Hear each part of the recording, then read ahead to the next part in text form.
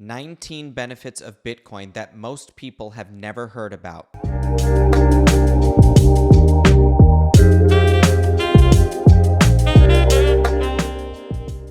Welcome back to the Bitcoin Layer. I'm Nick Bhatia. Today we are going to talk about the real human impact of Bitcoin. Bitcoin researcher Daniel Batten, who has appeared several times on this show, sent out a post today called 19 Benefits of Bitcoin that most people have never heard about. And we have this post for you here today. We are going to break it down and show you what Daniel is talking about and explain that Bitcoin isn't just a financial speculative tool.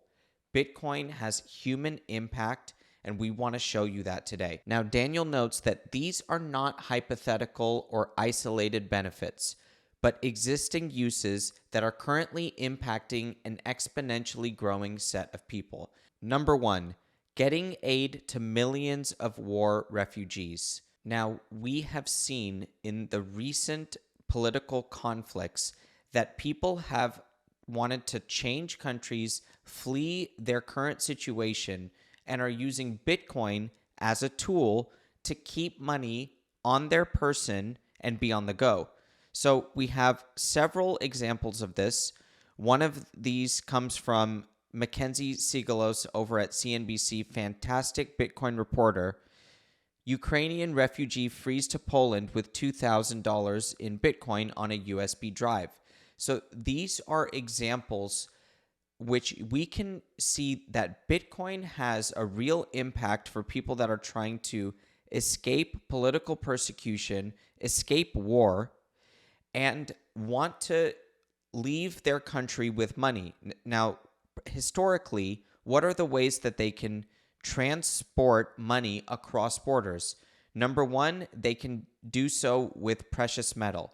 So that would mean that they have to have access to high quality precious metal coins, which is not the case in many parts of the world. And number two, that they would be able to take those coins and transport them across borders without encountering some immigration or customs official that might make them declare or be subject to seizure.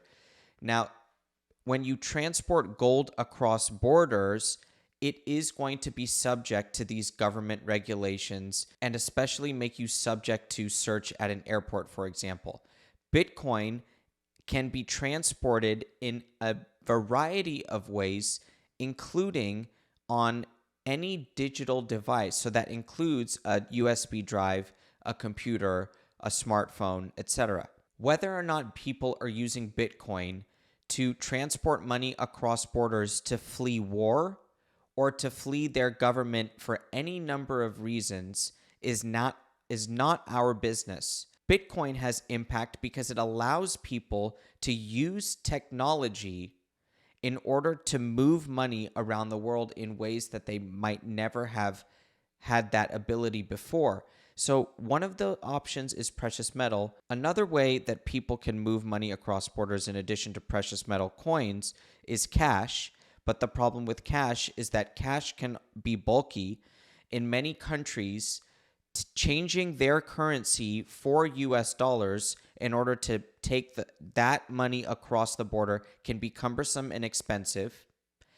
And also, if you aren't able to secure dollars in your country and you want to move money across borders, then you have to find somebody in the next country to take your local currency, which might cost you as well. The third option for moving money across borders would be to do so electronically. But then how do you send money electronically to yourself in another country?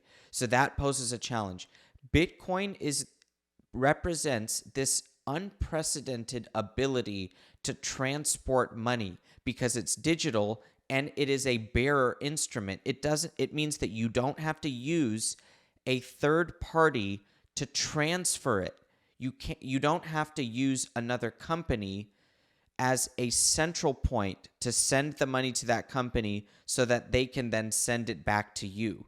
Bitcoin allows you to keep it yourself just as if you were carrying precious metal coins or just as if you were carrying cash, But then the risk of cash is that you have exposure to that country, right? So if you are transporting currency that is local, you have exposure to that currency and that country. And if you are carrying dollars, of course you have exposure to the US, but because the US dollar is the most reliable currency, it is also the most targeted in terms of transporting across the world. And so if you were to bring more than $10,000 worth of US currency into the United States and didn't declare it, you would be subject to those laws that are at the US Border and Customs Patrol. Number 2, and this is similar to number 1, which applies to war refugees, but number 2, refugees in general, allowing them to take savings safely across borders and reestablish their lives. It is estimated that 329,000 refugees have done this so far. So 329,000 people have used Bitcoin to leave their country and go to another country and reestablish their lives. So that is because they are able to turn their labor, their hard labor, into hard currency. And when people are able to earn, even if they're earning in their local currency, they have access to P2P markets. They have access to Bitcoin. They can purchase Bitcoin with their hard-earned labor, even if it's with their local currency, and they can take that Bitcoin and one day transport their whole lives to a different country. And now, if people are doing that just to have that mobility of money, then Bitcoin gives them that power. But Bitcoin gives people an extra power, which is that it's proven in the past that if you have held Bitcoin for more than 3.5 years, you are exposing yourself to enormous gains in that local currency or even in the currency of a country that you want to move to. And so Bitcoin has this double power of allowing financial freedom and having the perspective of giving yourself future gains in local currency terms because you are saving in a currency that is considered by the market much more durable. We see here another headline from Mackenzie Sigalos. Bitcoin is poised to blow up Africa's $86 billion banking system. Now, Lightning Network, which is a technology using Bitcoin, a protocol that uses Bitcoin for instant and low-cost transactions, Lightning Network now allows Bitcoin to be used at a much higher frequency and at a much lower threshold. And so with Lightning Network, Bitcoin becomes much more usable in a day-to-day transactional sort of way. And now Bitcoin on the ground in Africa is really making waves. It's a topic that we have covered many times, courtesy of our correspondent in Africa, Nolene Sumba, who is on the ground in Kenya, but gives us knowledge from around the continent, South Africa, Nigeria, Ghana, and her own country of Kenya. And we get a sense that Bitcoin is being used on multiple humanitarian and economic fronts in Africa. Africa is a place where Bitcoin is being used to escape hyperinflation. It's being used to circumvent oppressive financial regulations and banking regulations. I'm talking about Nigeria here and Nigeria's CBDC efforts, their efforts to reform their currency policy. But in Africa, in Nigeria, in Kenya, what we see is a perpetual weakening of government currencies versus the US dollar. You can imagine how that is going to translate into Bitcoin as well. And so what we see is an accelerated pace of adoption in Africa. Now, more on Africa in just a moment. The Bitcoin Layer is proud to be sponsored by Unchained, the leader in Bitcoin financial services. Unchained empowers you to take full control of your Bitcoin with collaborative multi-sig vaults where you hold 2 of 3 keys and benefit from a Bitcoin security partner. This is a really important feature. You can purchase Bitcoin directly into your cold storage with Unchained's trading desk and completely eliminate your exchange risks. Unchained also offers the best IRA product in the industry. You can convert easily your 401k or IRA into Bitcoin while keeping control of your keys. Don't pay more in taxes than you have to. Go talk to them today, unchained.com/TBL, and make sure you use code TBL for $99 off when you create an account. Number 4, having a safe store of value in autocratic nations that lack a safe banking system. This is an enormous one here. Across the world, we have banking systems that are not stable. And that is because they are denominated in a currency that is not stable. They are regulated in a country that doesn't have a stable political regime. So there are many countries like this around the world. Many of them are in Africa. And let's see these next 2 headlines. Why Nigeria is a global leader in Bitcoin trade from the BBC. And then a Chainalysis report.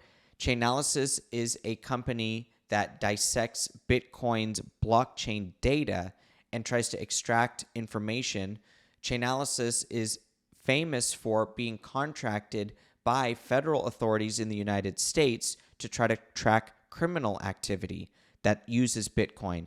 And historically, back into the Silk Road days, Bitcoin was being used as a currency by criminals.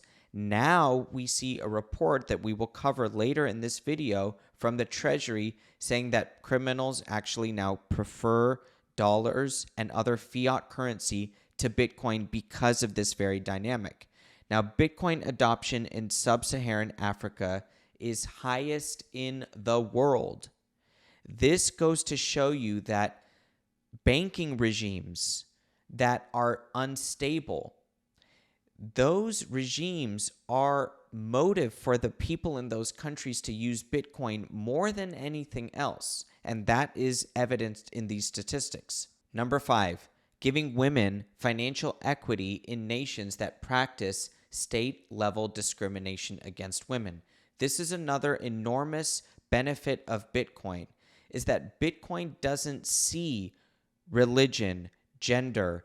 It doesn't see what border you are behind. It is a technology that gives people, anybody that can manage a private key, which is a number. So anybody that can manage a number, Bitcoin gives these people access to a savings tool. And we see this headline from Bitcoin Magazine, written by another tireless advocate for Bitcoin, Alex Gladstein, Finding Financial Freedom in Afghanistan. A pioneering female CEO has been promoting Bitcoin in Afghanistan since 2013. And so what we see here is that Bitcoin, because it gives war refugees the ability to take money across borders, it allows political refugees to take money and leave and set up their lives. It allows women to have a tool for financial savings that doesn't require permission from a banking system or from a government. And this is key in many countries around the world, giving women access to financial savings technology.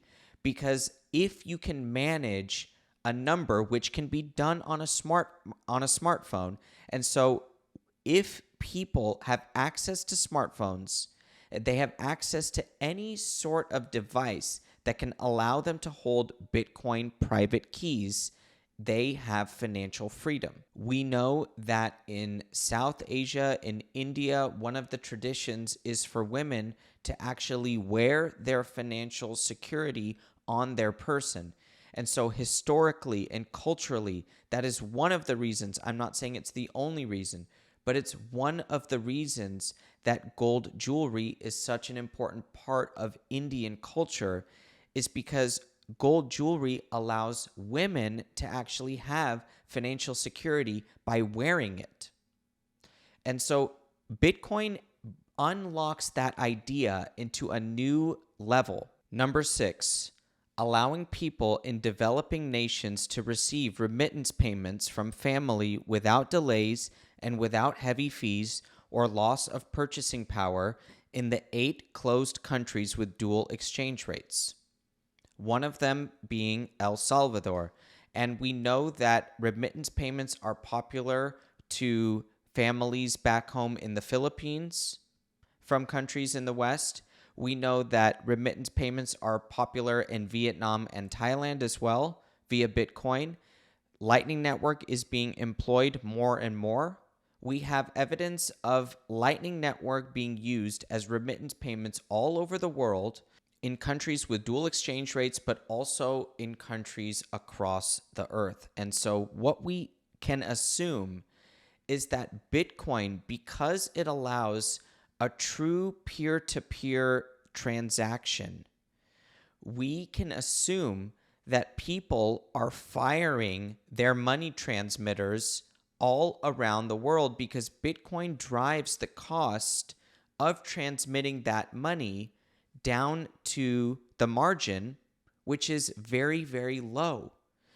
And that low amount of money that it takes to transmit money electronically peer-to-peer puts the entire financial sector at jeopardy. And that is not because Bitcoin is going to replace investment banking tomorrow. But it does mean that Bitcoin has the ability to drive money transmitters out of business because they can charge 10%, for example. And that is the only way that they are able to generate enough profits to stay alive.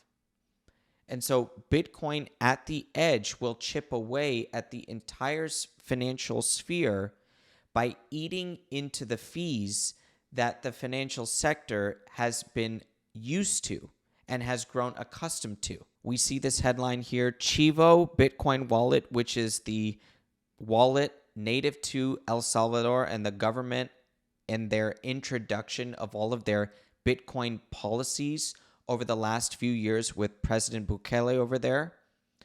Chivo Bitcoin wallet enables unprecedented financial inclusion for El Salvador. Number 7, providing freedom from overnight currency debasement for 14 African nations experiencing French monetary colonization. And you see this headline here from Foreign Policy. Macron isn't so post-colonial after all. National sovereignty is one thing, monetary sovereignty is another. And so France is holding 14 African nations hostage via the CFA. And this is a story that Alex Gladstein, who we just mentioned, has covered in depth. We would encourage people go check out the history of the CFA.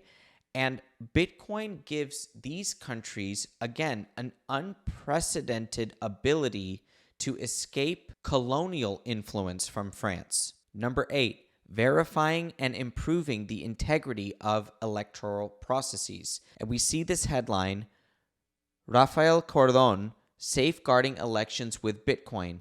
This is evidence of Bitcoin being used for things other than explicitly money. The fact that Bitcoin is a ledger kept by every Bitcoin node around the world that updates together in sync so that no one computer or no one entity can control the truth. Bitcoin is being applied to elections as a way to keep the truth and to maintain the official record from a public perspective. I would argue here that the electoral process around the world can potentially be assisted by Bitcoin, but we are still a long way away from Bitcoin being used in voting technology. Number 9, providing banking to the unbanked.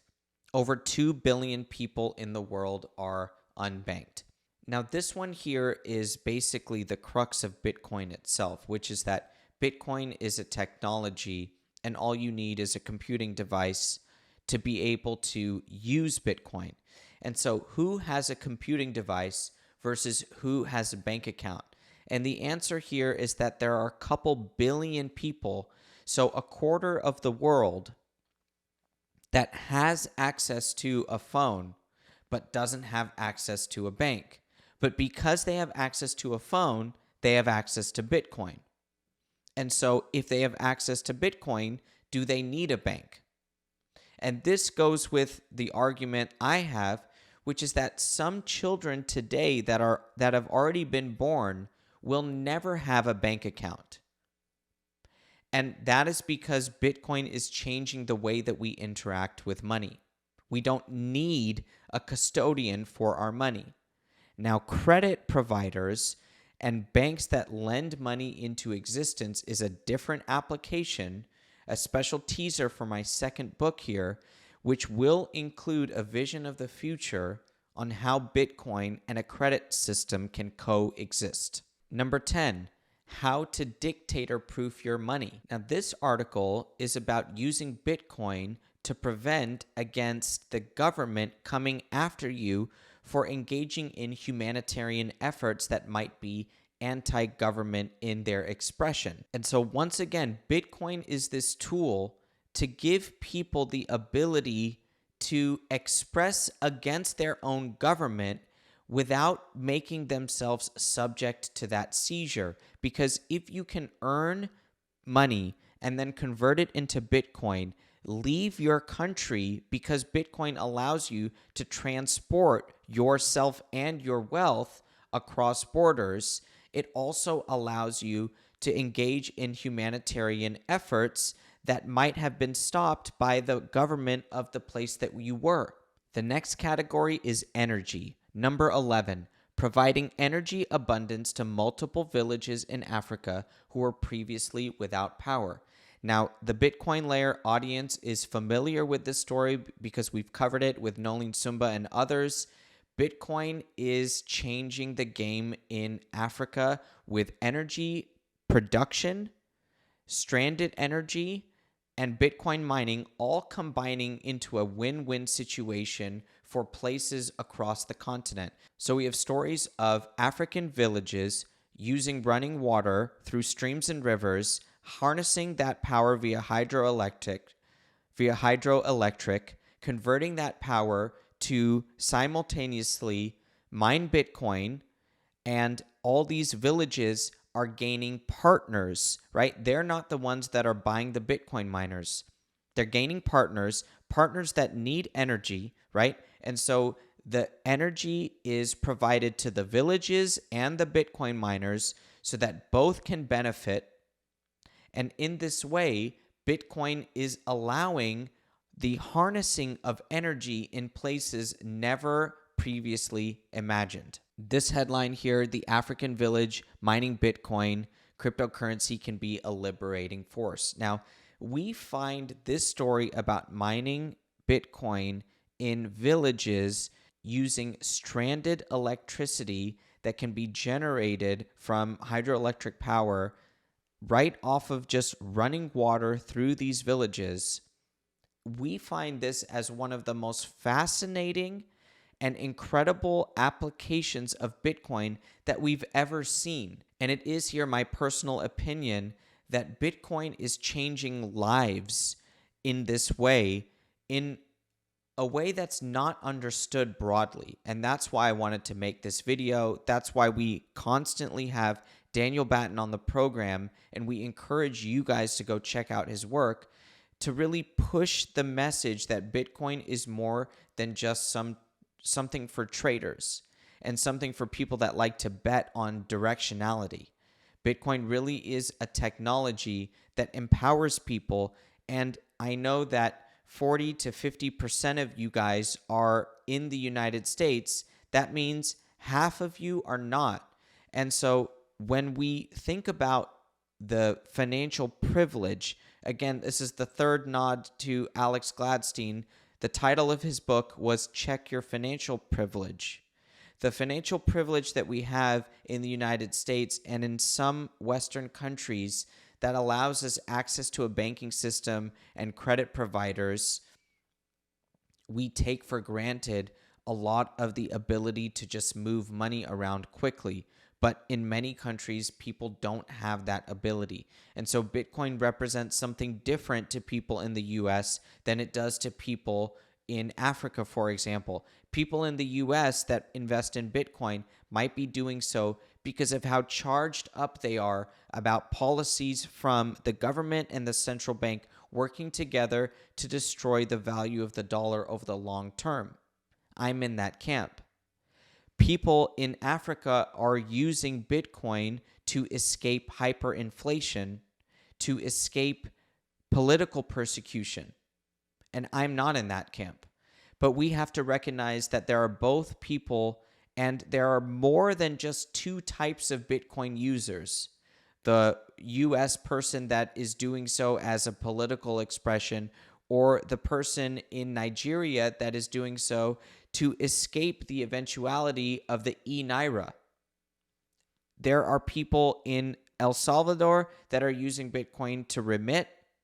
There are people that are using Bitcoin in African villages just to have power where they never had electricity before. The applications for Bitcoin are endless, and we challenge you guys to send this to people that might think Bitcoin is just a tool to gamble on financial markets. Number 12, developing energy independence for nation states such as Bhutan and Ethiopia.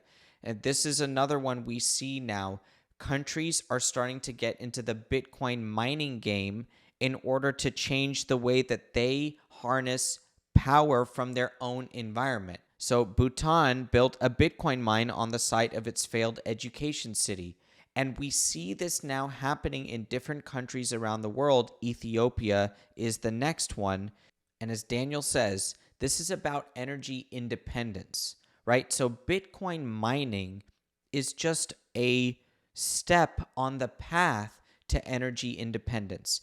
Because if you can attract companies to come in and build electricity plants, harnessing what you already have in the country, and those electricity providers are partnering with Bitcoin miners that need access, then you can also benefit because now you have new electricity generation facilities where you didn't used to have one. And that's the win-win we are talking about with Bitcoin mining here. Bitcoin mining itself is the most powerful energy arbitrage the world has ever seen.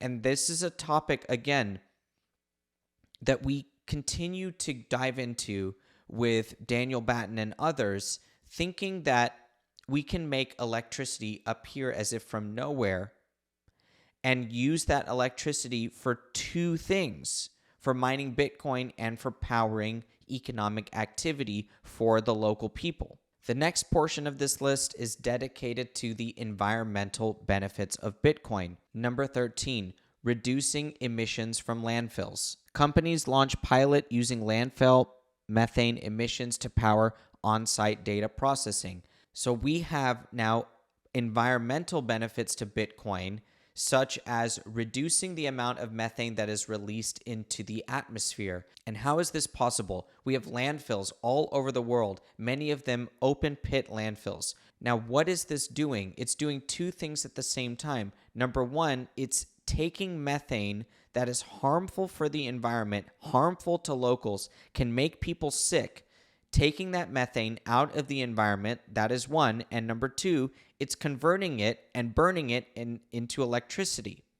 And so Bitcoin miners are motivated now to move to a facility right next to a landfill so that they can harness the methane and help the environment and benefit by generating hash power for themselves and profits.